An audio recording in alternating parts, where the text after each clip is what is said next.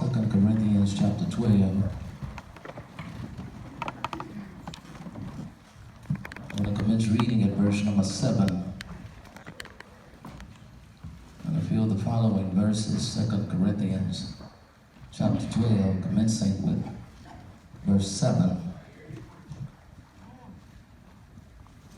There you will find these words, and least I should be exalted above measure through the abundance of the revelations.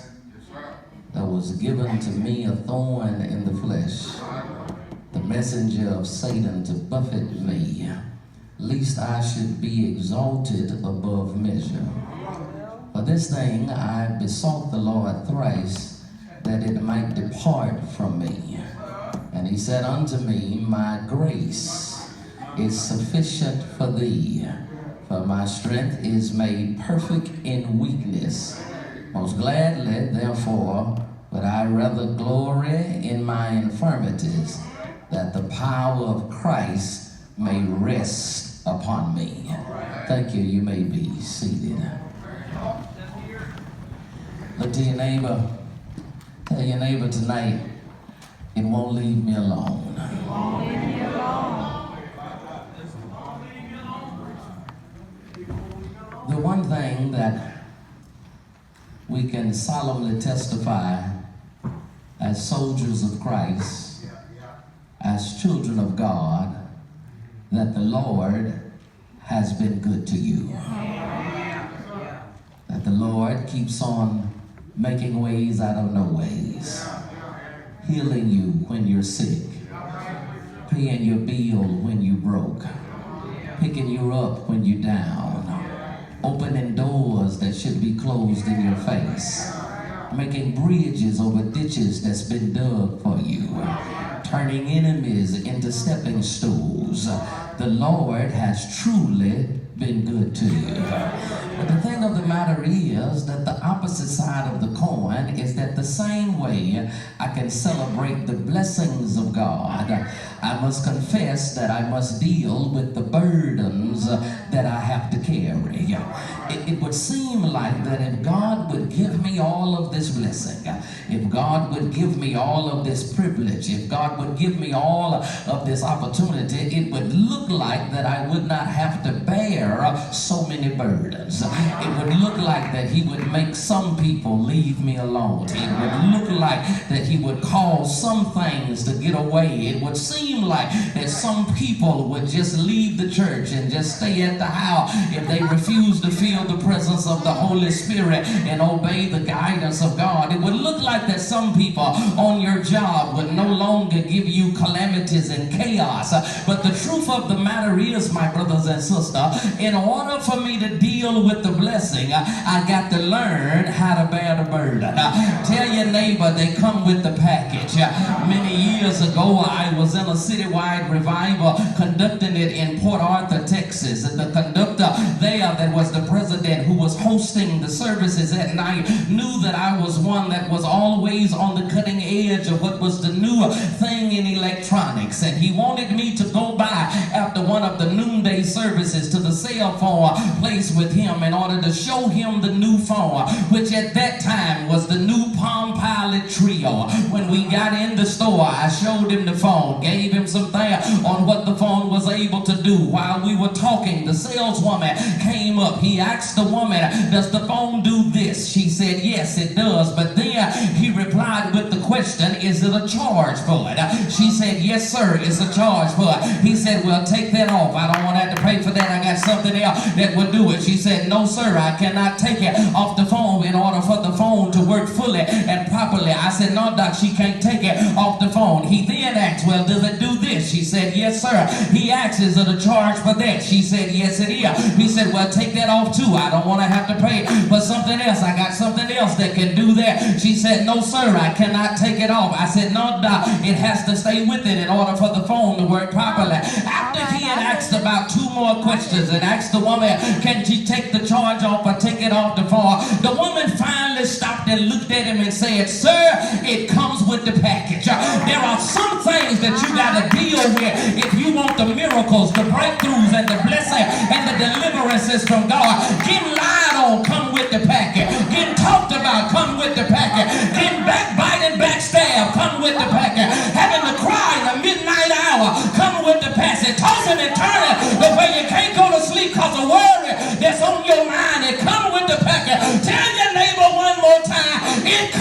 the package.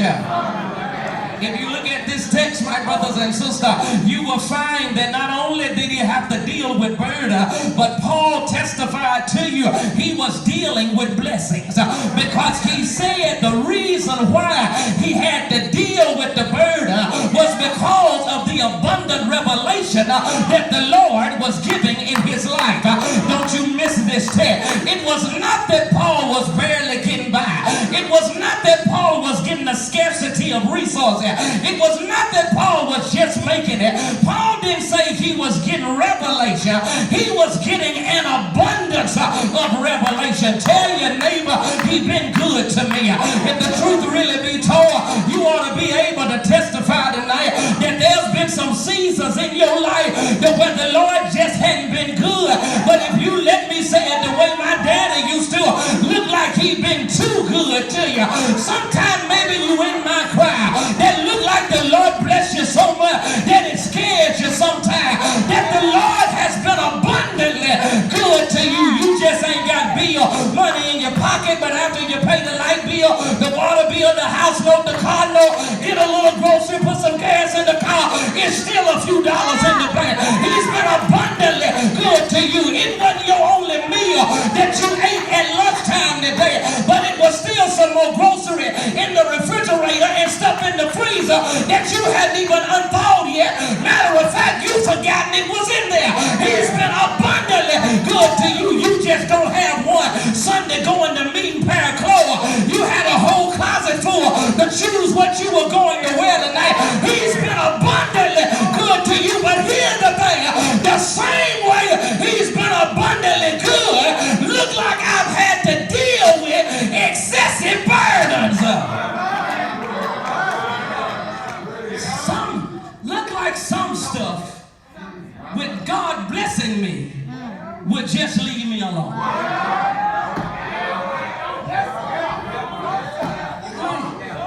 Like some burdens, some pains, some agonies.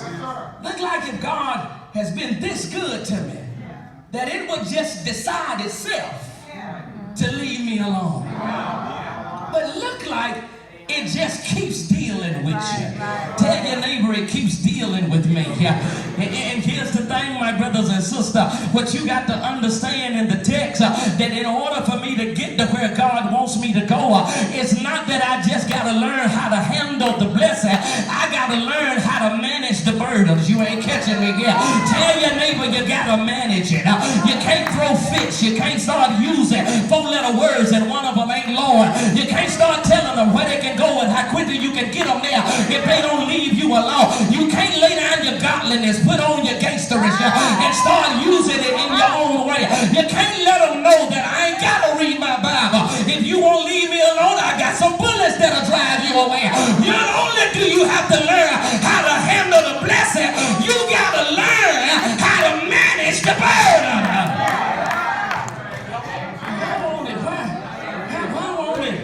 Why won't it leave me alone? 3 things I need to tell you. But first of all, I find it won't leave me alone because my hurt has a holy purpose. Don't miss the text. That it came to buffet me. It's a thorn in my flesh. That word thorn in the Greek not only means to hurt, not only means pain, but here's where it hits me at. It means to irritate. All right. And maybe not y'all. But as for me, sometimes I can go through a little pain. I can deal with a little hurt.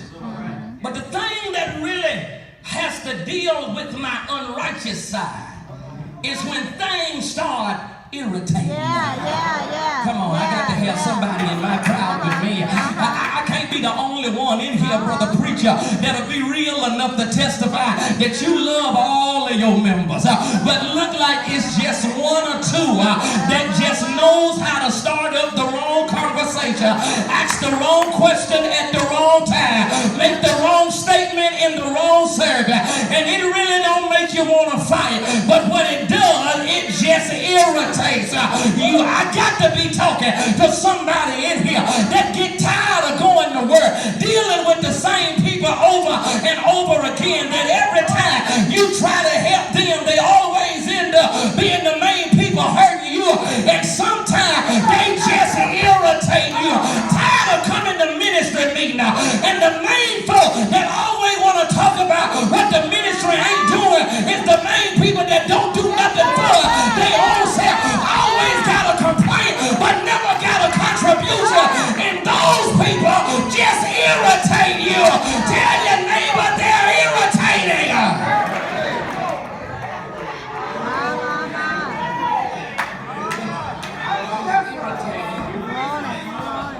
And here's the thing about irritation. Irritation won't leave you alone. Look like sometimes they'll stay at their own place. Look like sometimes they'll stay at their own desk. Look like sometimes they won't sit beside you all the time. But look like when you try to get away from them, they come and find you. Am I talking to somebody in here? You try your best to stay away from them. You can't figure it out. How come every Sunday morning they gotta come and find you and sit right up under you and irritate you? You trying to worship. They never say amen, never tell the Lord thank you, never wave their hand, never get up out their seat. You try your best. If you won't lead the row, I'll lead the row. And you go to a whole nother section and here they come next Sunday morning. Sitting right next to you. You trying to get in the word and they busy looking at Facebook. You trying to see what the Bible got to say and they too busy playing Candy Crush. They silly irritating you. Why don't they just leave me alone? You got some family member and if the truth be told, you love them, but you love them a whole lot better at a distance. But look like they always come up bothering you because they're irritating you.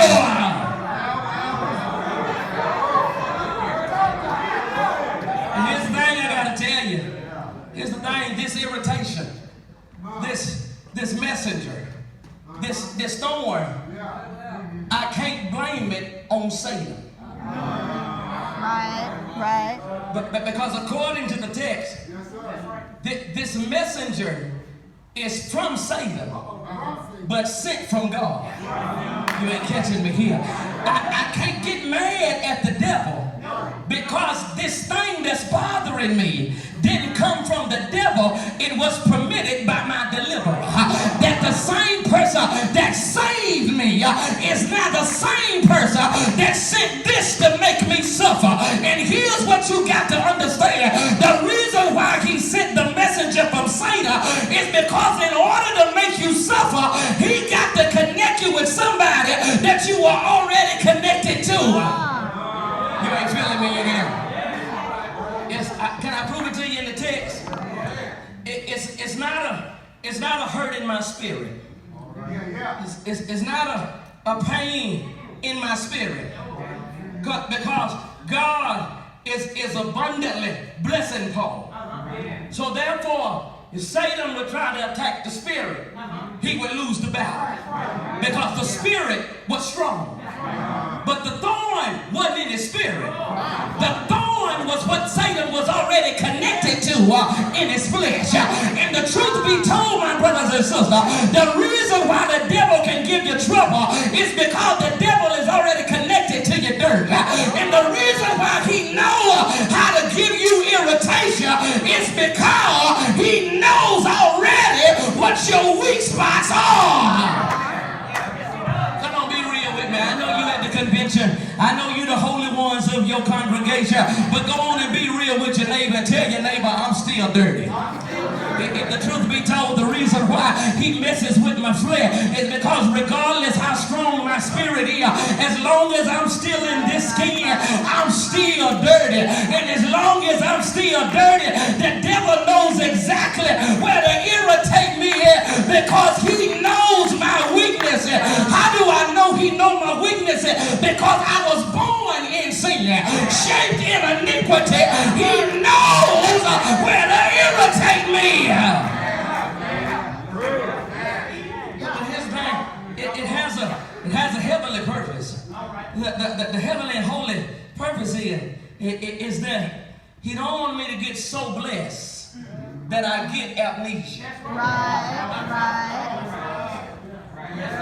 He don't want me to get so blessed that I get divine dementia, that I get self-biblical senileness, and I forget about who was the one that got me here in the first place. But every now and then he gotta let me hurt in order to humble me.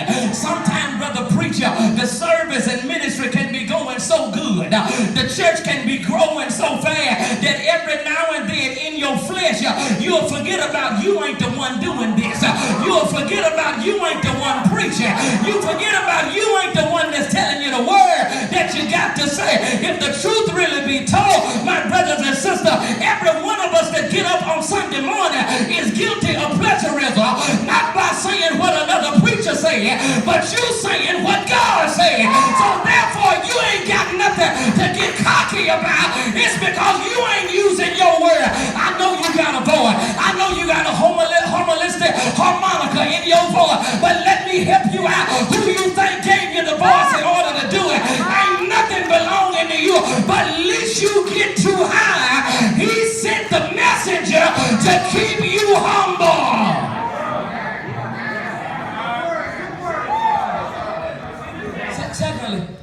Secondly, not only I find that my hurt has a holy purpose, but then it won't leave me alone.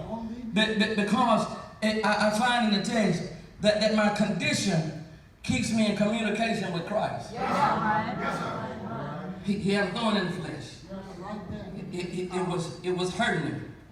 It was irritating him. And the Bible declares that Paul said he asked the Lord 3 times to remove it from him. And the Lord said no. When I read this text, I had to question Paul. I had to tell Paul, wait a minute now, Paul. I know you ain't like me. You wasn't born and raised Mississippi missionary Baptist. I know you don't know nothing about Mississippi Baptist Church. But Paul, you said you asked the Lord, and the Lord told you no. But as a little boy at the Good Hope Baptist Church in Hickory, Mississippi, on Sunday morning, Deacon Red Griffin told me in devotion that Jesus will never say no. You ain't catching me yet. I had a problem with Paul. I had an issue with Paul because I remember Mr. Red said that Jesus will never say no. And then there were some sisters on the front row that I looked at that were my theological residents. Every time I look at them, my mama, my cousin Ada, and my cousin Clay Bear, if they shouted, you must have been talking right. If they went in, you must have been talking. And every time Mr. Red sung the song, they sung right along with her. So Paul, something gotta be wrong because they told me Jesus would never say no. And you said you asked the Lord 3 times and he kept telling you no. Paul told me this. Sometimes the no to your burden is the yes to your blessing. You missed me just that quick. Sometimes God's trying to say no from the removal of your misery so he can say yes to the replacing of your miracle. In other words, he had to say no so he can say yes. You ain't catching me here. You ain't catching me. I can't be the only one in here that can testify that some of the testimonies you got, you wouldn't have had the trial if you never would have had the trouble. Come here. You can't shout tonight about God being a doctor unless you've been sick before. You can't shout tonight about God paying a bill if it ain't never been overdue. You can't shout tonight about God wiping tears from your eye if he ain't never let nothing hit you that you had to start crying. Sometimes you gotta understand, he said no to the removal so he can say yes to the placement. If you look at the grammar of the text, it was not he asked 3 times, and the Lord gave 1 no. But according to the grammar syntax of verse number 8, It actually means he asked. He said no.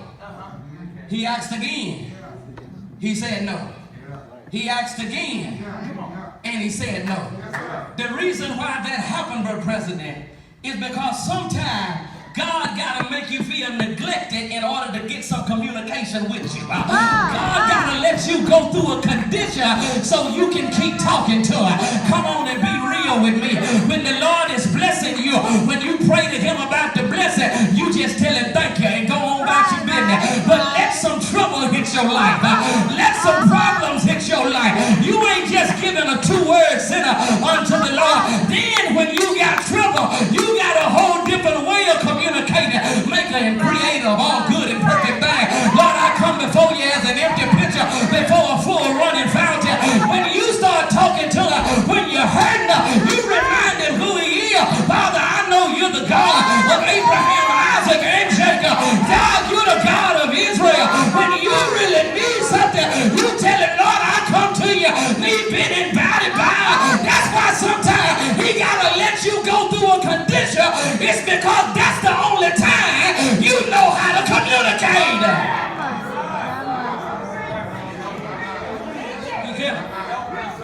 He kept asking. He kept talking. He kept communicating. Because sometimes, my brothers and sisters, it's not about the question. It's just about the conversation. You ain't feeling me. Sometimes God don't care if you're making a statement or if you're asking a question. Only thing God wants is a conversation from you. Let me get you closer. Let me get you closer. A lot of marriages get in a bad condition. Not always because somebody has been unfaithful.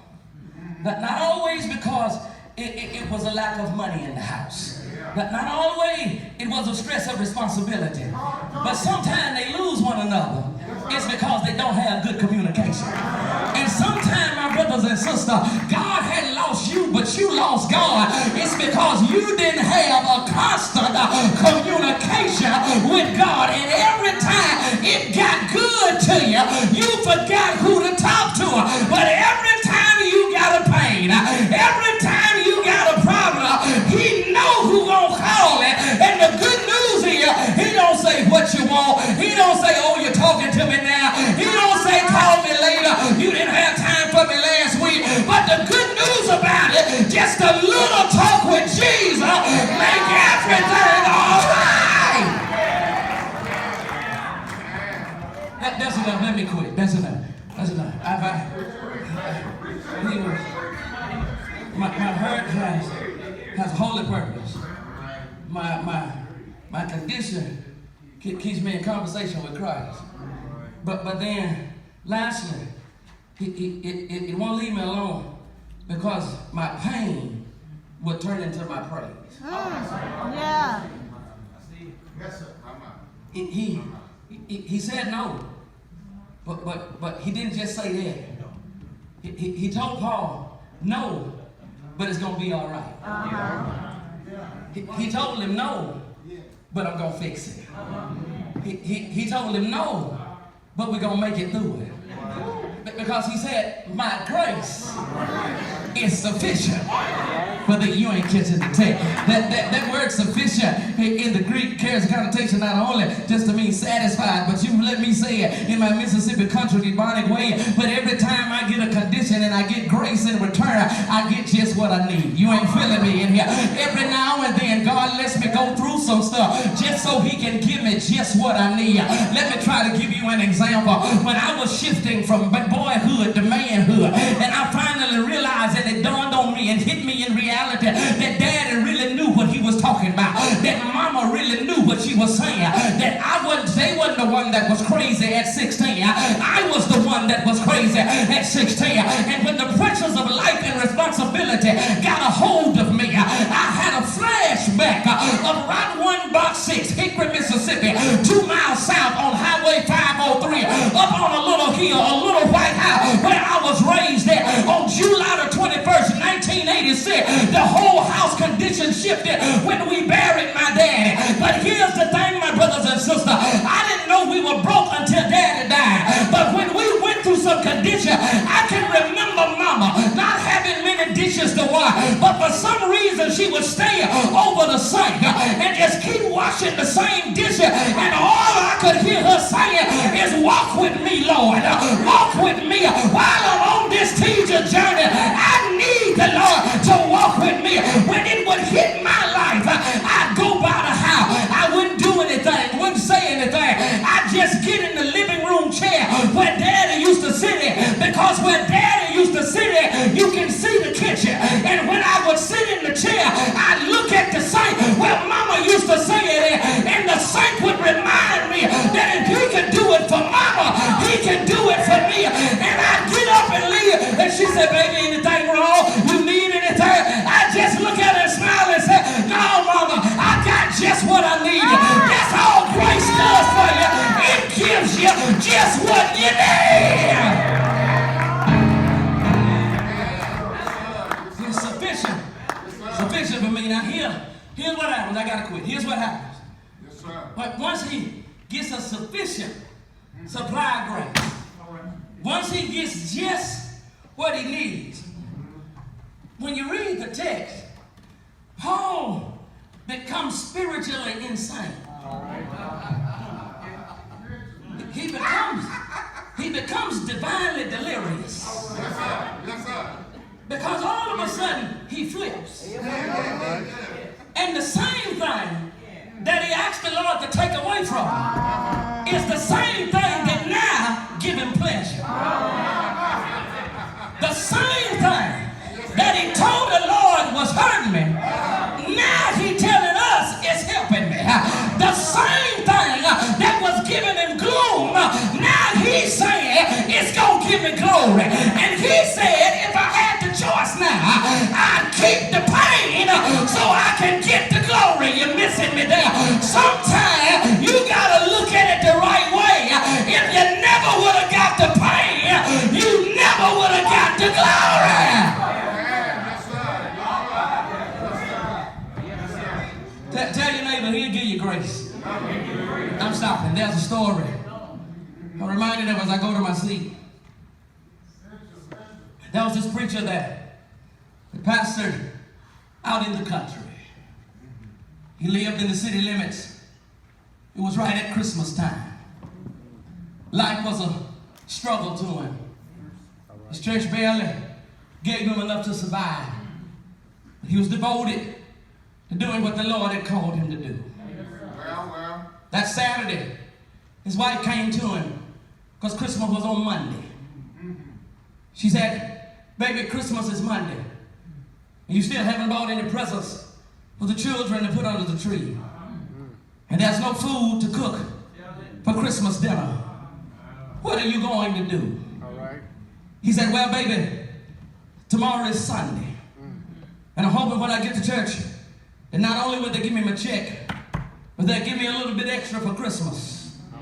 And I take that and put it together and buy a few presents for the children and buy the grocery for Christmas dinner. They went to bed that night.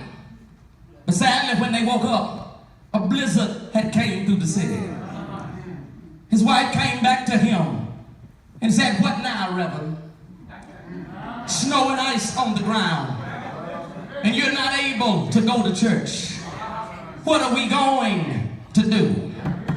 He just looked at his wife and said, God will give me grace. They woke up that Christmas morning.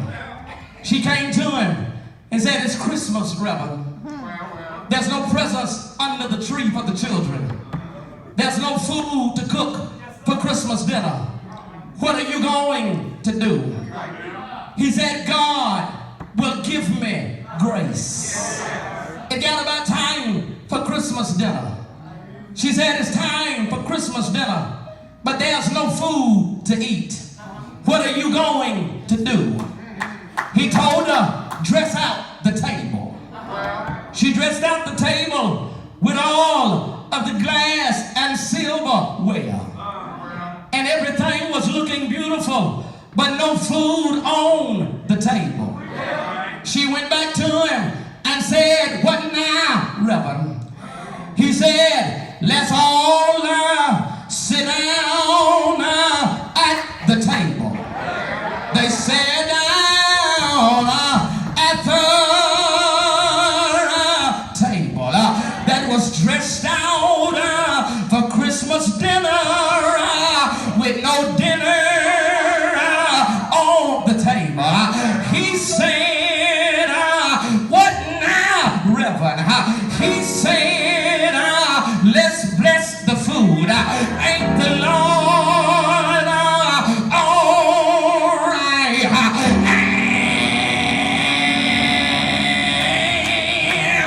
he began to pray, Lord, I want to thank you for the food we're about to receive. Ain't the Lord all right? About that time, there was a knock at the door.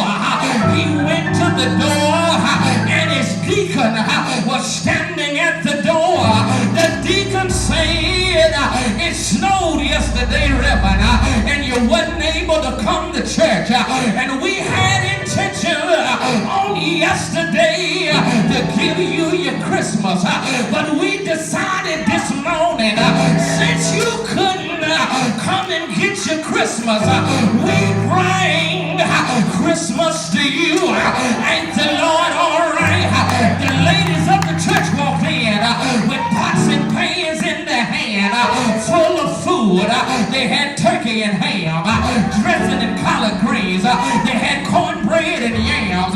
They had cake and puddings. The men walked in with presents for all of the children. And his wife, the deacon, walked back up to him, went in his pocket and said, here go your check from yesterday, Pastor. And went in his other pocket and said, here's a little bit more for a Christmas present. He looked at his wife and he yelled out to her, I told you that God would give me grace. Ain't the Lord all right? He started singing his favorite song, through many dangers, toils and snares. I have already come. 'Twas grace that brought me this far, and grace will lead me on. Ain't he all right? I'm gone now, children, through with y'all tonight.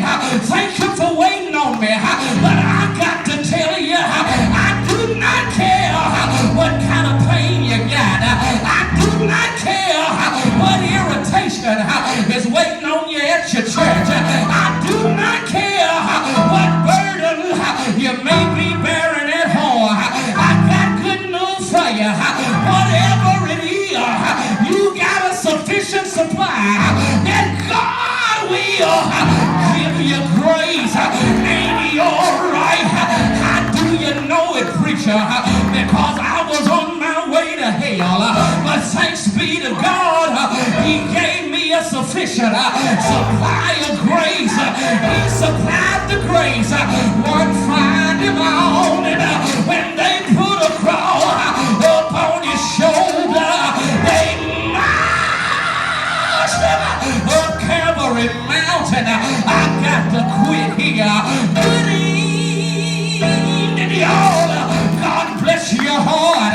I got to leave you now, but before I go, I got one more thing I got to tell you. It was grace. They nailed his hand, riveted his feet, hung him high, spread him wide. He dropped his head in the locks of his shoulder. Y'all know what he did, Nebraska. He died. Anybody know he died? Laid him down in a burial tomb. But thank God for Jesus, he didn't stay dead. I said earlier, laid